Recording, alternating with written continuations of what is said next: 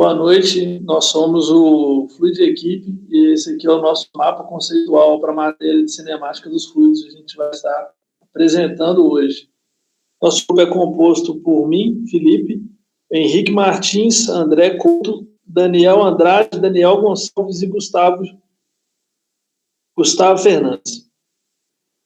A gente vai começar com a pedra fundamental dessa matéria, que é a cinemática.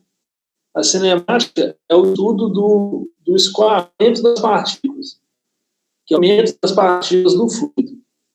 O objetivo da cinemática é estudar a geometria desses escoamentos para poder determinar as principais características do fluido. A geometria do escoamento ela vai buscar descrever sempre a velocidade, a posição e a aceleração do fluido.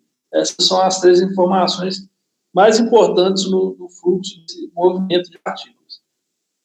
Conforme eu tinha explicado, o movimento, que é a base desse objeto de estudo principal, existem duas formas de se descrever ele para poder obter essas informações e interpretá-las. As duas formas são muito distintas, principalmente no que tange ao ponto focal delas. As duas análises que são a lagrangiana e a euleriana. A lagrangiana, ela busca analisar o comportamento de uma partícula única. É uma análise feita partícula por partícula, e a velocidade nela vai ser uma função temporal. Uma função mais simples, mas quando aplicado num fluido que tem inúmeras partículas, né? Não infinitas, mas inúmeras, é muito mais difícil você ter uma análise completa, uma análise precisa. A forma mais comum de se analisar o escoamento, de se descrever esse movimento, é através da análise euleriana. A análise euleriana, ela determina um ponto fixo do espaço e cria ali um volume de controle. E ela vai analisar essas características em função da característica de velocidade e as demais características do fluido em função do tempo e do espaço que você determinou antes. Essas são as principais diferenças básicas. E a euleriana, por o fluido se tratar de uma grande função de partículas em movimento, ela te dá uma análise melhor e mais clara, mais simples de fazer.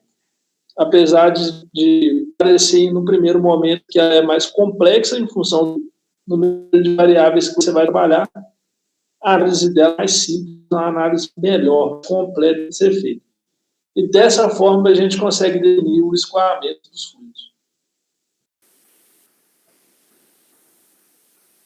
Continuando no estudo da cinemática dos fluidos, o conceito de camada limite foi desenvolvido para o estudo da aerodinâmica. Mas o que seria a camada limite?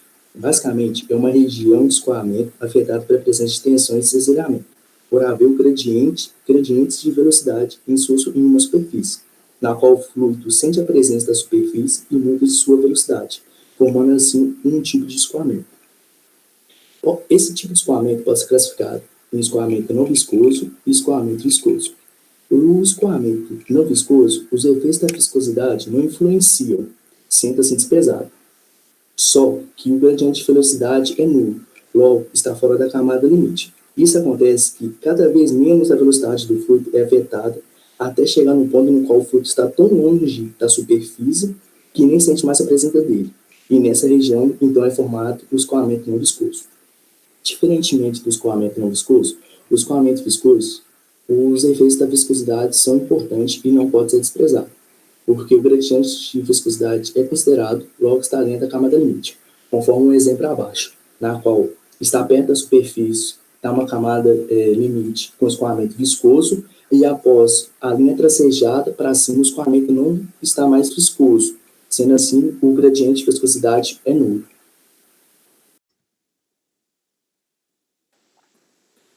Bem, dando seguimento no conceito de camada limite, nós temos a chamada força de arrasto.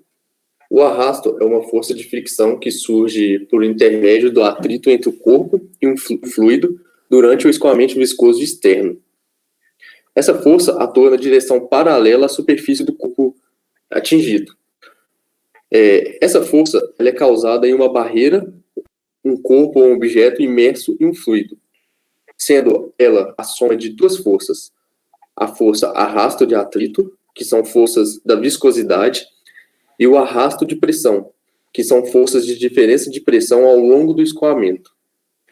A força arrasto é obtida a partir de uma fórmula que se encontra o coeficiente de arrasto, onde esse coeficiente é dado a cada forma geométrica, onde a força é diretamente proporcional a esse coeficiente, ou seja, se o coeficiente aumenta, a força de arrasto também vai aumentar.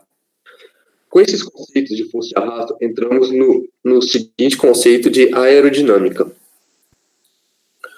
Resumidamente, é descrita como uma maneira de diminuir a força de arrasto causada pela esteira de baixa pressão através da modificação da forma de objeto. Ao longo do escoamento, no início do escoamento viscoso laminar, após o ponto de separação, a camada limite tende a não existir, passando o escoamento para viscoso turbulento. Isso forma uma onda de baixa pressão chamada esteira, causando o arrasto de pressão causado pela condição de não deslizamento. Ou seja, a velocidade das camadas aumenta, se afastando da superfície, causando um rebuliço nas suas moléculas. Isso visto logo depois da camada limite, onde a camada de fluido mais próxima ao objeto está a uma velocidade tão baixa em comparação às camadas superiores. Um objeto de forma de gota diminui consideravelmente esse efeito de arrasto de pressão, pois reduz a diferença de pressão e a esteira, devido ao seu formato favorável a essas características. Então, dadas as definições anteriormente apresentadas, nós conseguimos definir o escoamento em alguns tipos e classificações. Quanto à classificação do regime, ele pode ser variado ou permanente. No regime variado, a propriedade do fluido não varia com o passar do tempo para o mesmo ponto no espaço. Ou seja, o líquido não pode ser compressível. O líquido é compressível. Por exemplo, se você tem mais vazão e aumenta a quantidade de fluido, esse fluido é compressível e a densidade dele varia com o passar do tempo. No caso do permanente, já é o contrário. O líquido é incompressível e as vazões de entrada e de saída são constantes. Quanto à agitação agora, pode ser laminar ou turbulenta. No caso do laminar, as agitações transversais geralmente são baixas e ocorrem para baixas velocidades, porém altas viscosidades. A gente sabe que um líquido de alta viscosidade ele tem mais resistência ao escoamento e também ao movimento de agitação das suas partículas. Então, esse nome laminar é dado porque o escoamento ele ocorre em lâminas, como se fosse uma lâmina de fluido correndo sobre a outra ordenadamente. No caso do turbulento, já tem mais agitações e as partículas se movem desordenadamente. Geralmente são dadas a altas velocidades e tubulações não retilíneas. No caso, se você escorre a água, por exemplo, num encanamento que faz uma curva muito brusca, naquele momento as partículas deixam de seguir um movimento ordenado e passam a ser mais agitadas.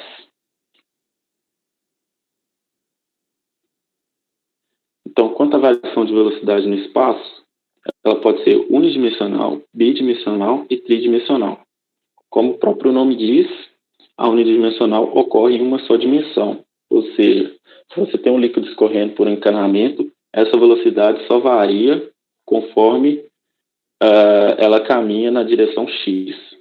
Na bidimensional, duas dimensões ocorrem quando o líquido escorre por um encanamento na direção X e conforme o atrito dele vai diminuindo pelas paredes quando a partícula se afasta das paredes do encanamento, o líquido se torna menos viscoso, como foi apresentado anteriormente. Então, a variação de velocidade também ocorre no sentido X e Y. E no tridimensional ocorre quando o encanamento faz uma curva, por exemplo, mesmo que leve. Então, passa a variar em 3 dimensões.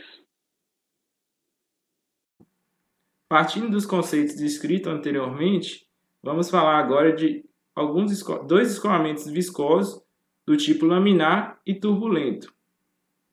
Sabe-se que o escoamento laminar ocorre quando partículas se deslocam através de lâminas individualizadas e, por outro lado, o escoamento turbulento, tais partículas se deslocam de maneira aleatória.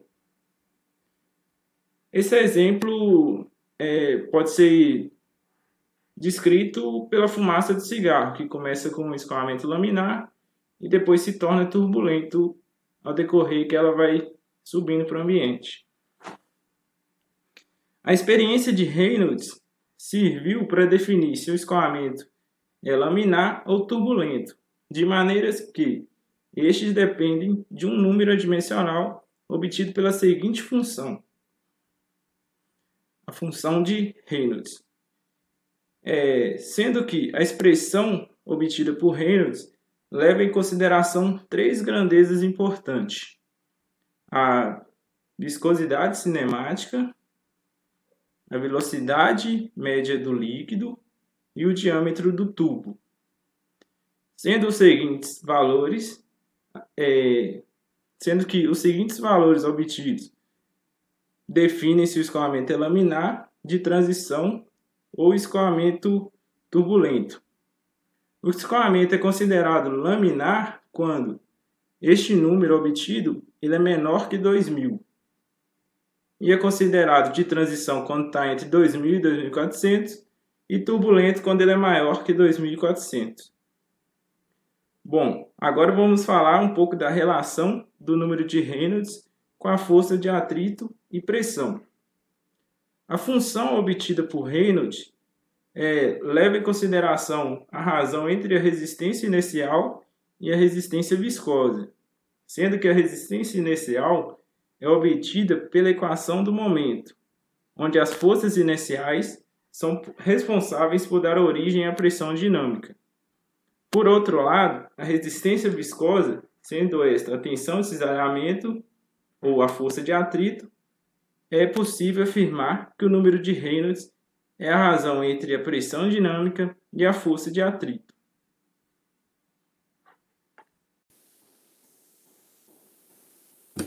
Bom, dando prosseguimento, vou falar um pouco sobre as descrições gráficas do escoamento de fluidos, no qual há diversas maneiras de observar, através de gráficos, o comportamento de um escoamento. Bom, separado em três partes, como linha de corrente, linha de trajetória e tubo de corrente, vou começar pela linha de corrente, no qual ela é sempre tangida por vetores de velocidade, no qual observam diferentes partículas em um determinado instante. Cabe ressaltar que nenhum fluido ultrapassa a linha de corrente, apenas trafega ao longo dela. Sobre a linha de trajetória, ela descreve um lugar geométrico ocupado por uma única partícula em instantes sucessivos, no qual essa partícula traça linhas ao longo de um deslocamento, funcionando basicamente como uma fotografia de longa exposição. Passando para o tubo de corrente, pode-se falar que os tubos de corrente são determinados por grupos de linha de corrente em um tubo circunferencial, e o fluido escoa como em um conduto curvo. Ou seja, analisando essas linhas de correntes através do tubo de corrente, pode-se ter a ideia de quanto mais afastada as linhas de correntes estão, menor vai ser a velocidade do fluido. E quanto mais próximas as linhas de corrente estão, mais veloz a velocidade do fluido vai ser nesse tubo de corrente. E assim finaliza o trabalho do grupo Fluid Equipe. Obrigado.